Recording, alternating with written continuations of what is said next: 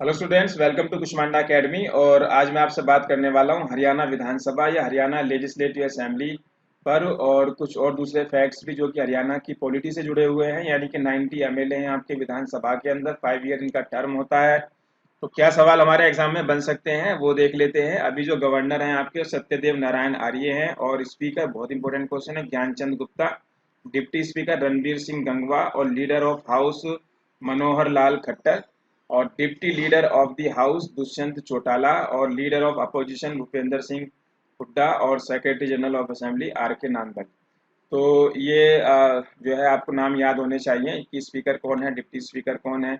और अगर हम विधानसभा की बात कर रहे हैं तो अभी जो इलेक्शन हुए हैं पीछे, तो कौन सी विधानसभा थी ये देख लेते हैं कि अब तक कितनी बार विधानसभा के इलेक्शंस हो चुके हैं। पूरा एक डाटा है शुरू से लेके अब तक का।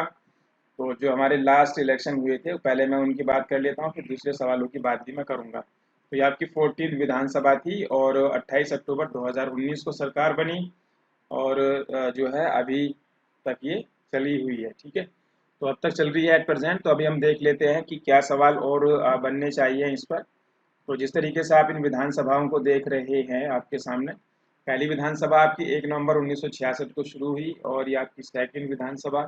तो अब सवाल क्या पूछा जाएगा, तो क्वेश्चन ये पूछा जाएगा कि जो विधानसभा का कार्यकाल रहा है सबसे ज्यादा, जो टर्म था कौन सी विधानसभा का था, सबसे बड़ा जो कार्यकाल रहा वो कौन सी विधानसभा का था। और सबसे कम, देखो सवाल बनाने खुद से आने चाहिए। सबसे कम मैंने पूरा डाटा दे दिया है।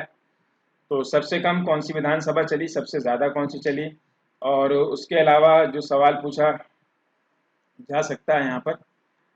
तो मैं एक बार देख देता हूँ कि और क्या सवाल बन सकते हैं इसमें। तो बाकी आप सारा डाटा आपके सामने है, आप देख भी पा रहे हो कि किस तरीके से जो है ये विधानसभा का जो कार्यकाल है वो रहा है, ठीक है। तो दो तरीके के सवाल आप इस पर देखने की कोशिश कीजिएगा। बीच में जो है इमरजेंसी भी अनाउंस हुई थी, तो उसकी उसकी डिटेल भी इसमें आपको मिल जाएगी। और इसके अलावा जो है ये विधानसभा जो आपकी 2019 में जो इलेक्शंस हुए, ठीक है, तो उसमें कौन कौन एमएलए हैं जो इलेक्टेड होकर आए हैं, ठीक है, और उनकी कॉन्स्टिट्यूएंसी कौन कौन सी है।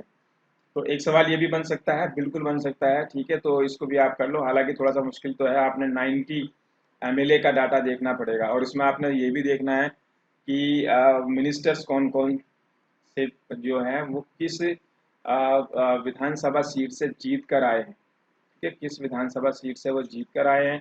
तो इसमें मिनिस्टर्स का डाटा भी आपको मिल जाएगा साथ साथ। तो दोनों चीज़ें आपने देखनी है, कौन से ऐसे हैं जो इंडिपेंडेंट हैं। सवाल कई तरीके से बन सकता है, 4-5 तरीके से सवाल बन सकता है। एक तो आपकी विधानसभा सीट वो पूछ लेंगे कि वो किस विधानसभा सीट से थे, या कौन सा ऐसा है जो निर्दलीय था।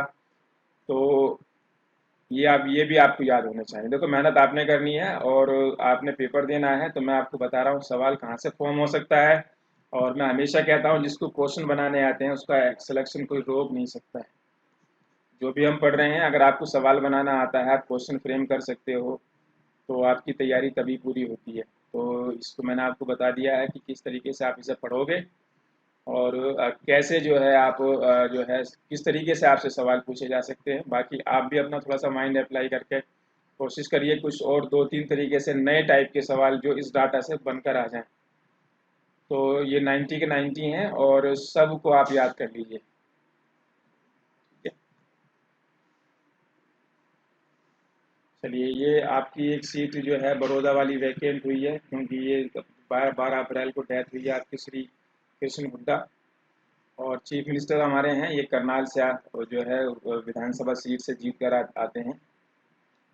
चलिए, तो ये डाटा मैंने आपको दे दिया है, और 2019 वाला। बाकी इस इलेक्शन के अंदर जो इंडियन नेशनल कांग्रेस है उसको जो है 31 सीट मिली हैं, और 28.08% वोट मिला।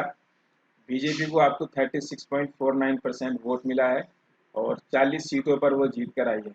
जेजेपी जननायक जनता पार्टी, जिसको 10 सीटें मिली, और 15% वोटें इन्होंने जो है हासिल की हैं। तो सरकार अभी बनी हुई है, आपको पता है किस तरीके सरकार बनी है। चलिए, तो ये कुछ इम्पोर्टेंट बातें थी हमारी इस पर, और ऐसी करीब 7-8 आपकी वीडियो हम आपको लेकर आने वाले हैं हरियाणा की पॉलिटी के ऊपर। तो ये आपका दूसरा पार्ट था, तो इसको आप अच्छे से याद कर लो, आपको कई सवाल मिलेंगे इसमें से। बाकी हमारी ऑनलाइन टेस्ट सीरीज भी चली हुई है SCS वाले एग्ज़ाम के लिए। और मैं हमेशा ये कहता हूँ कि जैसे आप स्विमिंग सिर्फ किताबें पढ़ने से नहीं सीख सकते हो, होता ना कई बार हम तैरना सीखते हैं, और जब तैरना सीखते हैं या क्रिकेट खेलना सीखते हैं तो ऐसा कोई इंसान हुआ है जिसने सिर्फ जो है किताबें पढ़कर या टीवी देखकर जो है क्रिकेट खेलना सीख लिया हो। तो जब तक आप मैदान में नहीं जाओगे तो क्रिकेट नहीं आएगा, पानी में नहीं उतरोगे तो स्विमिंग नहीं आएगी।